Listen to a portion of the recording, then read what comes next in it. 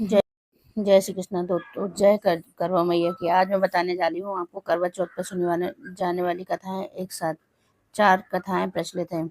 सबसे पहले मैं आपको बताती हूँ गणेश जी की कथा, अंधी बुढ़िया वाली।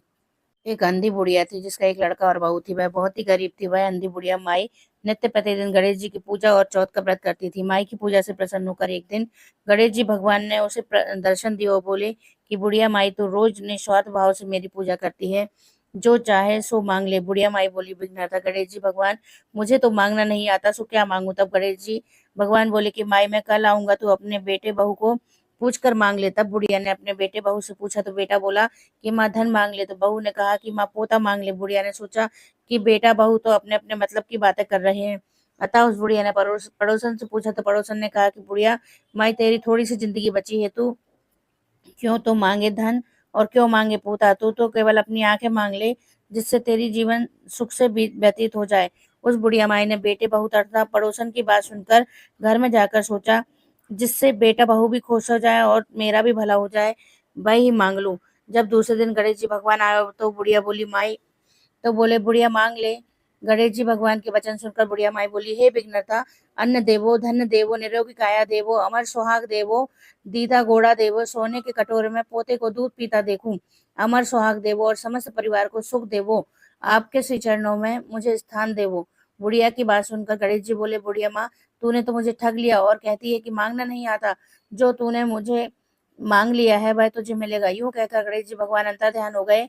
हे गणेश जी भगवान, जैसे बुढ़िया माई को दिया वैसे सबको देना, जैसे सभी पर अपनी कृपा बनाए रखना। जय गणपति। करवा चौथ की दूसरी कथा, करवा चौथ की धोवन वाली कहानी। करवा नाम की एक पतिव्रता धोवन अपने पति के साथ तुंगभद्रा नदी के किनारे रहती थी। एक दिन जब पति कपड़े धो रहे थे, तब एक मगरमच्छ ने उन्हें अपने दांतों से दबाकर यमलोक ले जाने लगा। पति की पुकार सुनकर करवा वहां पहुंची और मगर को कच्चे धागे से बांधकर यमराज के पास ले गई। करवा ने यमराज से अपने पति की रक्षा करने की गुजारिश की और कहा कि अगर उन्होंने अपने पति को बचाने में मदद नहीं की तो वह उन्हें श्राप देंगे। करवा के साहस से यमराज डरकर यमलोक भेज दिया और पति की दीर्घायु होने का वरदान दिया। मान्यता कि जब भी कार्तिक कृष्ण कृष्ण की चतुर्थी को करवा चौथ का व्रत रखा जाने लगा। करवा चौथ के व्रत में सुहागन महिलाएं करवा माता से प्रार्थना उन्होंने अपने करती हैं पति कि की जैसे रक्षा उन्होंने की। यमराज से वैसे सभी का सौभाग्य अखंड रखे। जो उनका व्रत करती है महिलाएं, उन सभी का सौभाग्य अखंड रहता है। जय करवा मैया की। करवा माता की तीसरी कथा, साहूकार के 7 बेटे और एक बेटी वाली। एक साहूकार के 7 बेटे और एक लड़की थी। साहूकार के बेटे अपनी बहन से बहुत प्यार करते थे। साहूकारनी के साथ उनकी बहुओं और बेटे ने चौथ का व्रत रखा। चौथ के व्रत में चांद देखकर ही व्रत खोलते हैं। रात को जब साहूकार के लड़के भोजन करने लगे तो उन्होंने अपनी बहन से भोजन करने के लिए कहा।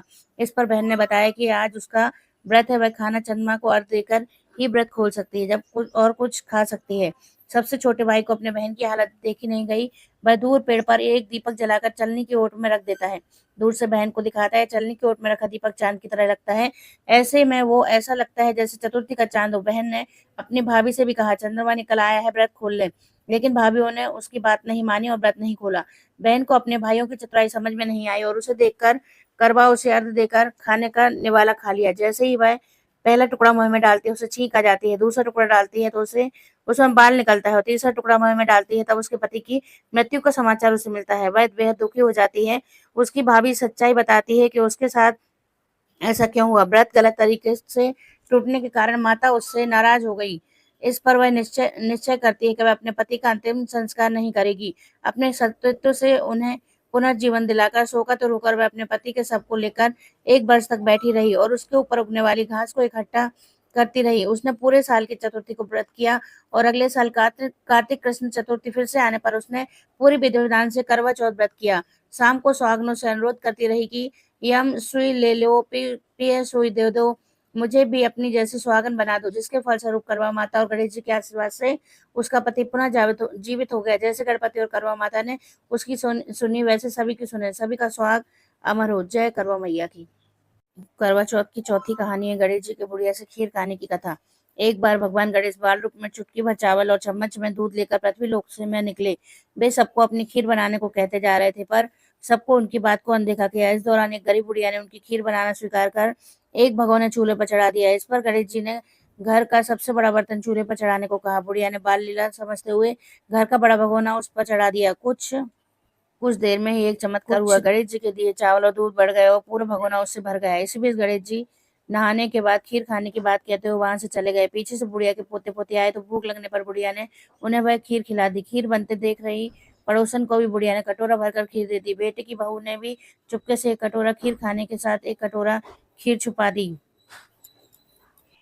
इसके बाद बुढ़िया को भूख लगी तो बुढ़िया ने भी खीर खाने के लिए हाथ में ले ली और बोली, आ जा रे गणेशा, खीर खा ले। तभी गणेश जी वहां पहुंच गए और बोले कि मैंने तो खीर पहले ही खा ली। जब बुढ़िया ने पूछा कब खाई तो वो बोले, जब तेरे पोता पोती पड़ोसन बहू ने खाई तभी मेरा पेट भर गया। इसके बाद जो बुढ़िया ने बाकी खीर बची के प्रयोग के बारे में पूछा तो गणेश जी ने उसे नगर में बांटने को कहा। जब बुढ़िया ने खीर बांटी तो राजा को भी इसका पता लग गया। इस पर बुढ़िया को उसने अपने दरबार में बुला लिया।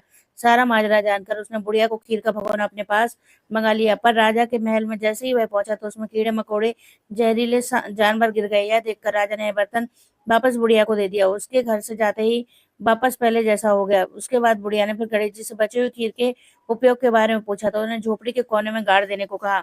ऐसा कर बुढ़िया रात को सो गई और गणेश जी की उसकी झोपड़ी को लात मारते हुए अंतर्ध्यान हो गए। अगले दिन जब बुढ़िया उठी तो उसने अपनी झोपड़ी में को महल में बदले हुए देखा और खुर के बर्तन में सोने जवाहरातों से भरे भरे मिले। गणेश जी की कृपा जानकर बुढ़िया काफी प्रसन्न हुई। हे गणेश जी महाराज, आपने जैसा फल बुढ़िया को दिया है वैसा सबको देना। कथा कहने वाले व हुकार भरने वाले और आसपास के सुनने वाले सबके भंडारे भरे रखना। जय गणेश, जय श्री गणेश गणपति बप्पा।